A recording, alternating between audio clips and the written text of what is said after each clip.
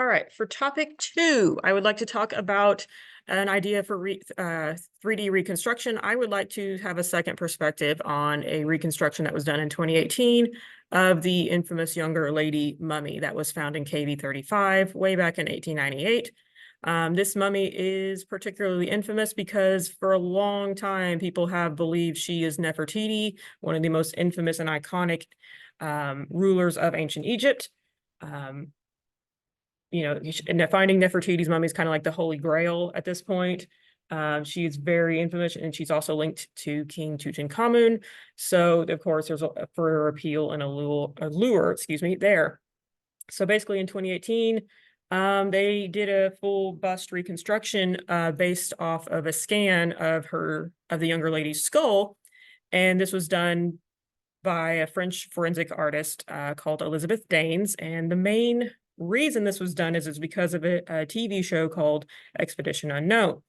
In the show, and later when they were talking about the show, the host and the program heavily imply and or flat out state that the younger lady is Nefertiti, but this has been completely refuted by Egyptologists since then, primarily based on ancient DNA.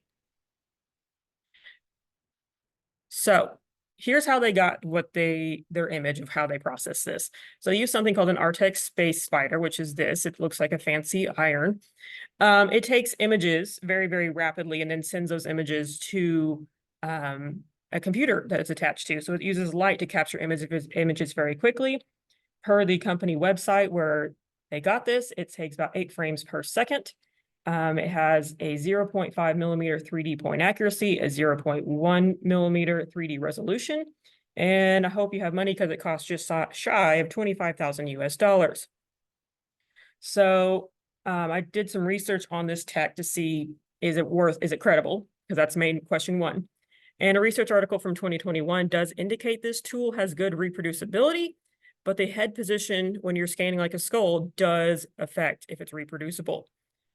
That is something to be concerned about. Also, when my main concern with this is they said they sent these scans to a company in Colorado for a 3D print of the skull that was made out of resin. Cool. They don't give much information about who did this. It possibly 3D systems, but they aren't based out of Colorado necessarily, so it's hard to determine exactly who it was sent to. And then from there, Daines made the actual reconstructed bust. Now, my concern is multifaceted. So 1, we have the fact that this was made for a TV show. They are obviously going to draw in even non-Egyptology enthusiasts with the use of Nefertiti's image. So there is a lot of hype to that. And then there's the fact that they did this bust. I think there was some bias going into it, and I think they might have even told her it's Nefertiti because she made the bust look like Nefertiti with the iconic crown and other regalia. That regalia is distracting from the actual shape of the skull that was supposed to be reconstructed. So it's a bit of a play on your eyes. We can't be for sure if it's entirely accurate. I'm not saying her work isn't accurate. She's done great work. But we also, I don't know how they scan the back of the skull because as they show in the TV show, they did not move the mummy, which is fine. But how do we know for sure what that happened here? Also, this is a large gaping hole. So assuming they use mirror technique to get the other side of the face, there's still something to be concerned there. And then, so the reason I want to do this reconstruction is 1, I have trepidation, like I previously mentioned. There's been some updated technology. We could use updated computer programming systems. I would like to see a digital recreation of this younger lady, not just a actual bust, physical one. And I would like to see it, the same technique done with the 2 queens in KV-21, because there is suspicion one of them might be one of Nefertiti's daughters. So we can look for family resemblance between the younger lady and those queens, and or the reconstruction of King Tutankhamun that was done a few years ago, because he's also been redone and reconstructed over the years.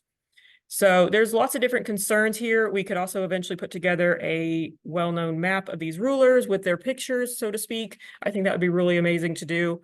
But overall, this needs to be redone just because you can't trust things made for TV. And of course, again, here are my sources, and thank you so much.